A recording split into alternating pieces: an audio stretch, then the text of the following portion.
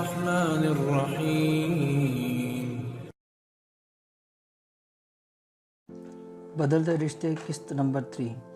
नगीना की ये रात बहुत मुश्किल से गुजर रही थी। न जाने क्यों बेचैन थी। क्या जादू कर दिया है अरशद ने मुझे। सुकून नहीं आ रहा क्यों, मेरा दिल बेचैन है। एक नामुहर्रम के लिए क्यों मैं तुम्हें सुनना चाहती हूँ। अनगिनत सवालात नगीना खुद से पूछ रही थी। नगीना की हिम्मत ना हो रही थी कि वो अरशद से बात कैसे करे। घर में बस एक मोबाइल था जो नगीना बहुत कम इस्तेमाल करती थी। नगीना ने हाथ में मोबाइल पकड़ा, कार्ड पर दर्ज नंबर मिलाया और कॉल मिला दी। बेल की पहली घंटी बजी और नगीना ने कॉल काट दी।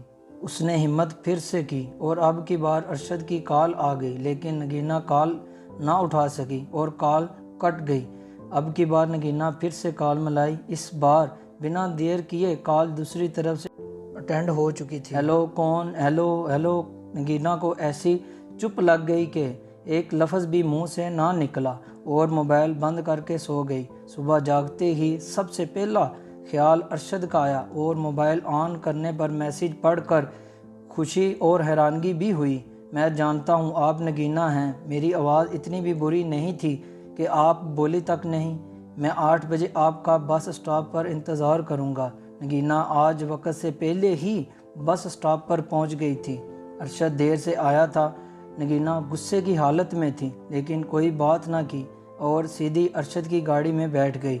अरशद ने रोमांटिक सॉन्ग प्ले कर दिया और महदूद होने लगा। नगीना ने गाने बंद कर दिए और देर से आने की वजह पूछी। अब नगीना खुद को पहले की निस्बत ज़्यादा मजबूत समझ रही थी। इसकी ज़िंदगी में भी कोई ख्याल रखने वाला आ रहा था। नगीना की आदत थी कि ज़्यादा बोलती नहीं थी, मगर अरशद के पास न जाने किधर किधर से बातें आ जाती थी।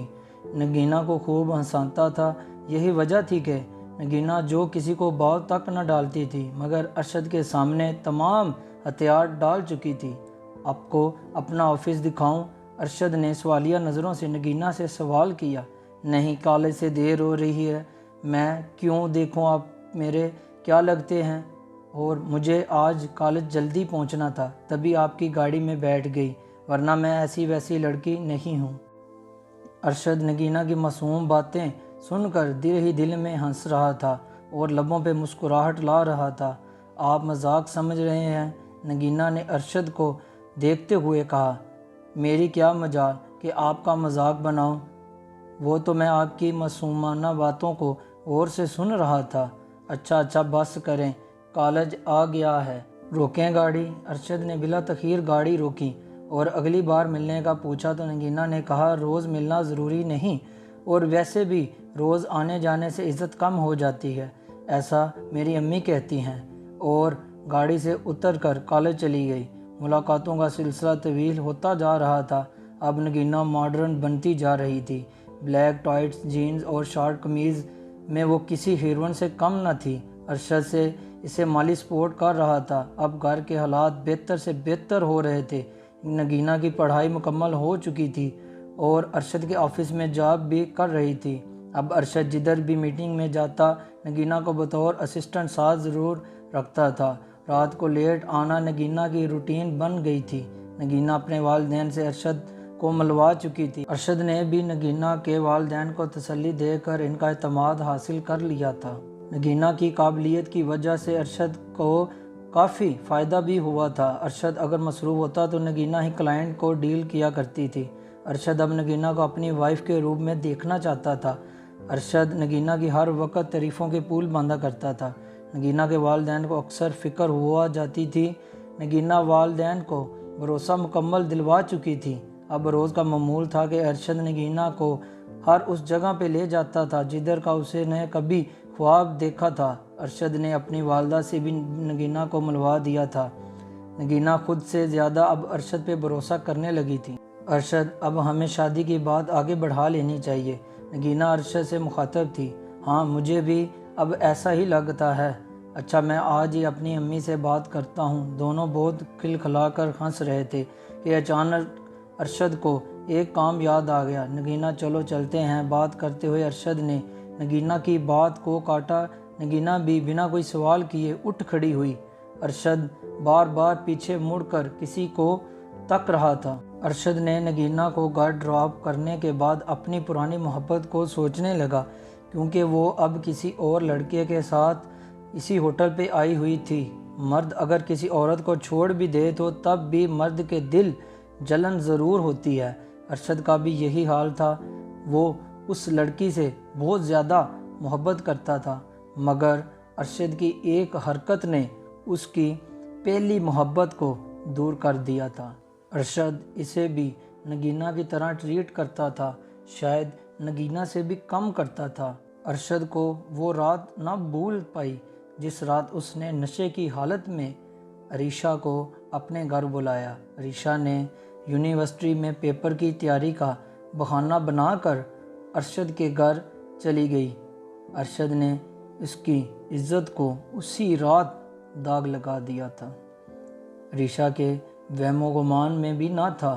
वो तो अरीशा को अपनी माँ से मिलवाने और 2 घंटे में वापस भेजने का वादा किया था, मगर ना तो अरशद ने इसे वापस जाने दिया और ना ही अरशद की वालदा घर पर थी। अरशद ने बड़ी बेरहमी और नशे की हालत में अरीशा को हवस का निशाना बनाया था। अब अरीशा खुद को कोस रही थी। अरशद ने नीम बरहना हालत में अरीशा को छोड़कर बाहर जा चुका था। अरीशा अरशद से भीख मांग रही थी, मगर अरशद को एक लम्हा भी ख्याल ना आया। अरीशा भी एक मिडिल क्लास तबके से थी। अरशद का ये दूसरा रूप था, मगर इसके बारे में नगीना को एक पल के लिए भी शक ना हुआ कि अरशद कैसा है। नगीना चालाक नहीं थी और अरशद को भी ऐसी ही लड़की की तलाश रहती थी। अब नगीना के वालिदैन ने भी नगीना की शादी की बात चला दी। नगीना सिर्फ अरशद की होना चाहती थी। नगीना घर में खुद बात ना कर सकती थी। बदलते रिश्ते बेटा, हम तुमसे बहुत ज़रूरी बात करनी है। नगीना के वालिदैन नगीना से कई दिन से बात करना चाहते थे, मगर वक़्त ना मिलने की वजह से वो बात ना कर पाते। बेटा, पैसे ही सब कुछ नहीं होता। हमें ऐसा पैसा नहीं चाहिए जो हमारी बेटी से हमें दूर कर दे। नगीना गर्दन झुकाए वालिद की बात ये सुन रही थी और बाप की आंखों में आंसू साफ नज़र आ रहे थे। बाबा, आप रो रहे हैं?